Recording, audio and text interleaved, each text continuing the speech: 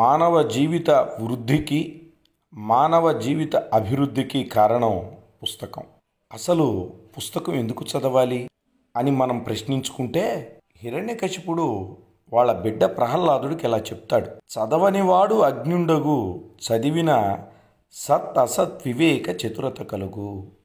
అంటే నాయనా ప్రహ్లాద, చదవకపోతే అజ్ఞానిగా మిగిలిపోతావు. అజ్ఞానం అంటే ఏది మంచో ఏది చెడో తెలుసుకోలేకపోవడం. మంచి చెడు తెలుసుకోవాలంటే ఈ లోకంలో పుస్తకాన్ని మించిన మార్గం కానీ, పుస్తకాన్ని మించిన బాట కానీ, పుస్తకాన్ని మించిన మంచి త్రోవ కానీ ఇంకొకటి లేదు మిత్రులారా.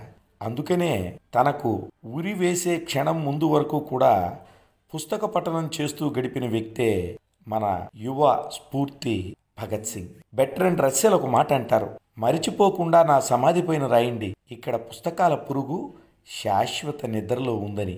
ఎంత మంచి మాటలు, ఎంత మంచి ఆలోచనలు. అలాగే మానవుడు సృష్టించిన వాటిలో గొప్పది ఏది అన్నప్పుడు కొంచెం కూడా ఆలోచించకుండా పుస్తకం అని సమాధానం ఇచ్చారు ఆల్బర్ట్ ఐన్స్టీన్. అంతేకాదు మిత్రులారా, నాకు మీరు ఇంకా ఈ జైల్లో ఏ స్వేచ్ఛ ఇవ్వవద్దు, పుస్తక పఠనానికి అనుమతిని ఇవ్వండి, అదే నాకు స్వేచ్ఛ అంటాడు నెల్సన్ మండేలా.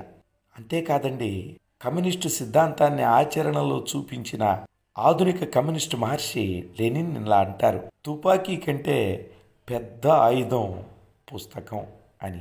పేదరికం నుంచి మేధావిగా, మాన్యుడిగా, పెద్ద నటుడుగా ఎదిగిన మనసున్న చార్లీ చాప్లిన్ ఏం చేసేవాడంటే, ఒక్కో చిత్రం నటించాక తనకు వచ్చిన పారితోషికంలో మొదటి $100 మంచి పుస్తకాలు కొనేవాడు. బ్రిటిష్ దేశంలో అత్యుత్తమ మేధావిగా పరిగణించబడే విన్స్టన్ చర్చిల్ ఇలా అంటాడు, ఒక పిల్లవాడికి మీరు ఇవ్వాల్సిన గొప్ప బహుమతి ఏది అంటే పుస్తకమే.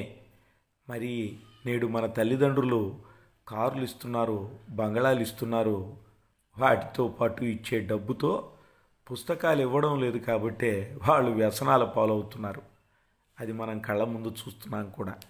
అబ్రహం లింకన్ అమెరికా 16వ అధ్యక్షుడిగా ఇలా అంటారు, నేను ఇంతవరకు చదవని పుస్తకాన్ని తీసుకువచ్చి నన్ను కలిసిన వ్యక్తి నా ప్రాణ స్నేహితుడవుతాడు. అవునండి, అబ్రహం లింకన్ పేదరికం నుంచి అమెరికన్ అధ్యక్షుడుగా పట్టాభిషేకం పొందే వరకు అతన్ని నడిపించింది మంచి పుస్తకాలే.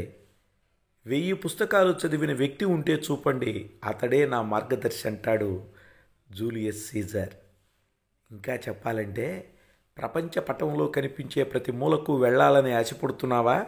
అయితే గ్రంథాలయానికి వెళ్ళమన్నారు టెస్కాట్స్ మేధావి. ఇంగర్సాల్ అనేటటువంటి ఓ మనసున్న మనిషి ఏమంటాయంటే, జీవితం విరక్తి చెందినప్పుడు లేదా కొత్త జీవితం ప్రారంభించాలి అనుకున్నప్పుడు ఓ మంచి పుస్తకం చదివి మొదలుపెట్టు అన్నారు. అది చేస్తే ఎప్పటికీ నీతోటే ఆనందం. ఆధునిక కాలంలో మానసిక తత్వవేత్తగా చెప్పబడేటటువంటి సిగ్మండ్ ఫ్రాయిడ్ ఎలా అంటారు, వ్యాయామం ఎలా శారీరక ఆరోగ్యమో అలా పుస్తక పఠనం మనకు వ్యాయామం, ఆరోగ్యాన్ని ఇస్తుంది. అంతేకాదు, భారతమాత ప్రియపుత్రుడు, విశ్వమానవ మిత్రుడు అయిన స్వామి వివేకానంద ఇలా అంటారు, పుస్తక పఠనం అనే అలవాటు ఉన్న వ్యక్తిని ఆ అలవాటు పరిపూర్ణ మనిషిగా మార్చేస్తుంది. అదే పుస్తక పఠనం. అర్థమైంది కదా మిత్రులారా? ప్రముఖులకు ఎందరికో వెలుగు పంచింది, వారిని వెలుగులోకి ముంచింది, వెలుగులోకి తెచ్చింది పుస్తకాలే. చదవాలి అనే ఆలోచన, ఆసక్తి ఉండాలే కానీ ఎన్నో మంచి పుస్తకాలు వేల సంఖ్యలో ఉన్నాయి. మీరు చదవండి, మీ చుట్టూ ఉన్న వాళ్ళ చేత చదివించండి, ఆనందంగా జీవించండి.